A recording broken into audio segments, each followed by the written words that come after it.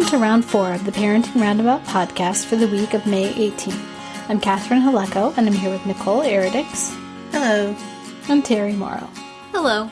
As moms of teens and young adults, we survived those little kid days, yet we're still rethinking the decisions we've made all through our kids' lives and worrying about what's going on right now.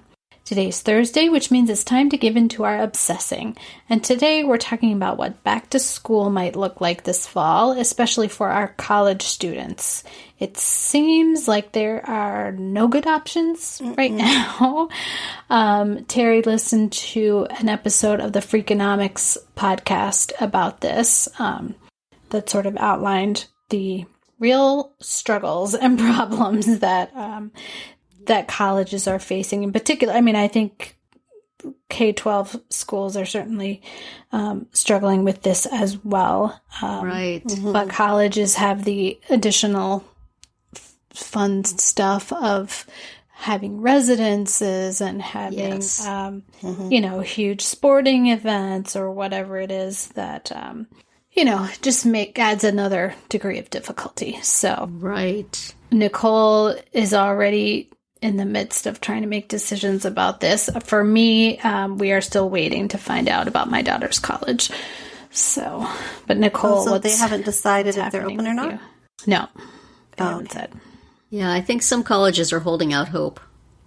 Yeah. Right.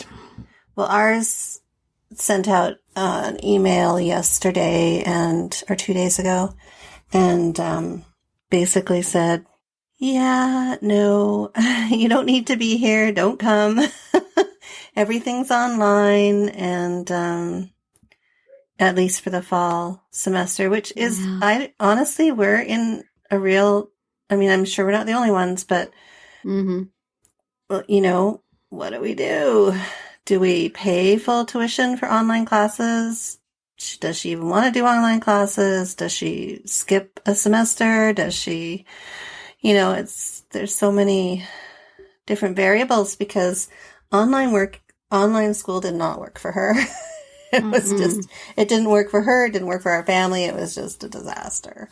So, I don't know what we're going to do. It's tough. But then, she doesn't want to be here. She wants to be back at college. But then we're like, well, nobody's going to be at college. So yes. Everybody, that does not exist now. And she's like, well, my friends it's so expensive to live there. Yeah. Yes. And she's like, well, my friends are going back. And I'm like, pretty sure they're not. Because I think they're going to have the same conversation with their parents. Right. Why are we paying for this if you're not going to be going to class, right? Like in person. So, right. Yeah, it's really tough. I don't know what it's going to look like because, there's just so many different variables. And then, and then you're if you're going to have something on campus and you're inviting people from the whole entire world to, you know what I mean? Like, cause all the international students, like, it's just like, you can't contain anything. Right. Like, you're just, people from all over the globe will be on campus and you don't, it's tough. Yeah. You can see the reasons why they maybe don't want to do it. I got to think that there's a liability too if people get sick while they're at college and anybody can prove that something wasn't done. I don't know how you can keep protocol with that age group, You're going to police the dorms so that nobody goes into anybody else's room ever.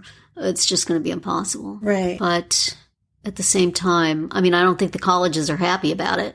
And it doesn't, the distance learning does not work for a lot of students and for a lot of majors. There's things that need in-person, labs or performance or teaching, so it's just, there's no satisfactory solution to it. And it's a huge financial hit for these institutions. Yes. Yes. I have a good friend who works for a college that was already really struggling financially. And, their president said, if we can't come back, that's the end. They close because there's just, it's a small school and things like they have a venue on campus where they do events and weddings and things in the summertime, especially. Can't do that, and that's like a big financial loss. So, yeah. No, it's huge. I just don't know. Yeah, I just can't see a solution that's gonna work for them. It's gonna work for us. Like, I don't know what it's gonna look like. Mhm. Yeah. I mean, at one point I was like, can we just set you up in like a trailer in the driveway? Then you're not kind of living at home, but you sort of are. Wow. You got your own study space, but you don't. You know what I mean? Like, Yeah. I'm trying to get creative here. Make a tiny home. Get one of those Yeah. tiny houses for your backyard. Yeah, a little A casita. she shed. She can live in a she shed. I know. Oh. You can have your independence, but then I'm like, what independence do you need? You're not going anywhere. Right. It's not like you're True. out And if she was socializing all the if time. she was living in the she shed, she'd certainly be coming inside for meals and Oh, yeah. Yeah. using your dishes. Totally. Yeah. Totally. So, I don't yeah, know. it'll be I mean, interesting to see. I think how- that Stinks. for my daughter, I mean, she could handle the distance learning. She's Mhm. doing it fine for high school. But it's not like what she signed But up it, for. no. Yeah. And, she really is, she's so excited and ready to go away. And Yeah. plus she wants to skate. I mean, obviously she can't do that from Right. here. No. And even if they were to go back in January, well, it would be too late for them to have a team for the season. Oh, really? Yeah, because the competitions start like in November. And that would probably be her peer group, right? Her main peer group. Yeah, that was going to be her roommate, and her roommate has already said if they do virtual, she's taking a gap year. She's not going to go. Oh, no. So, Yeah. But see, then what do they do in the gap year? right, I know. Right? What- I mean, exactly. what are the chances of them finding a job? Mm-hmm. Can't travel anywhere. Like, what? Right. What are they going to do? Yeah. I don't know. I mean, I think like so much of this whole COVID experience, eventually, years later, we're going to look back and see lots of good things that came from this sort of disruption of society. There may be more opportunities for people to work at home, and that will turn out to be a good thing. There may be, ways figured out to do things that turn out to be of benefit. And honestly, the college and university system has not exactly been great up till now. Right. I mean, there's a lot of complaints and a lot of problems with it of who gets admitted and how much it costs and what a crushing cost it is, and people graduating with things that aren't useful. And maybe it would be good for kids to take a year off after high school. Maybe it would be good to find ways to make college accessible to all different kinds of learners, whether you can get there or not. I think institutions are going to have to be creative to make it through this, and that creativity may wind up being a good thing. Mm-hmm. But it stinks for the people caught in it now, Right. who don't have that, It'll be 5 years from now for the kids graduating high school. There'll be all these great options, but right now, my heart breaks for these kids who just are going to be left by the side of the road. Mm-hmm. Or left in their parents' homes, driving them Left in their crazy. parents' homes, even worse. And I Please, feel Mom, like Dad, drop me by the side of the road. we're complaining about something that is a luxury for our country, right? Like, Mhm. Right. I feel bad about complaining about that. It's just relative to our situation. I'm happy that everybody's healthy and Yeah. Yes. able to Well- continue. Do you feel the need to say that every time you complain about something? Yeah. I do.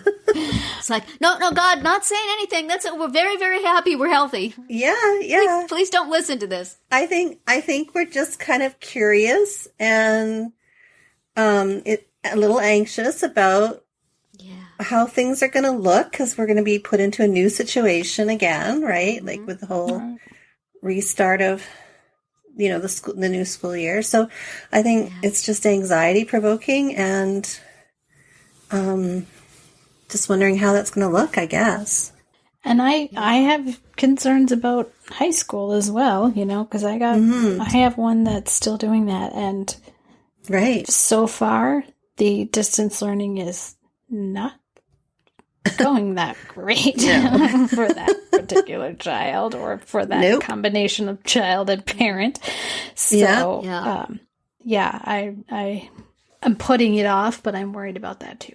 The stuff that they threw together in an emergency, you can give them a pass on. But if it continues to be not good, if you can't find a way to make it work for kids in September, then it's going to be a problem. Well, yeah. And it's in the fall. I'm not really faulting what they're doing. It's just my ability to make him do it. Yeah. That's, you know. Well, I think that's part of the equation. Right. You know? It's the motivational factors. Yes. They have to arm parents with what they need to be able to do it, and then they need to be able to factor in all the ways in which parents maybe can't. Yeah. Good luck with that, educators. And parents. Have a fun summer. And parents. And parents, yes. Have I mentioned how glad I am? My kids were older when this happened. Yes. Well, the one thing that we know is consistent, and we will be able to continue doing, is podcasting. Yes. We were ahead of the game when we started this podcast. Yes. We were COVID ready, and we didn't even know it. Yes. So, in social distancing since 2013. That's our byline, our motto, our slogan. And that's it then for today's round 4. Tune in tomorrow when we'll share our roundabout roundup of things we've been using or enjoying lately that we think deserve a shout out. Find all our episodes at parentingroundabout.com and talk back in the comments there, on our Facebook page, or on Twitter, where you'll find us at Roundabout Chat.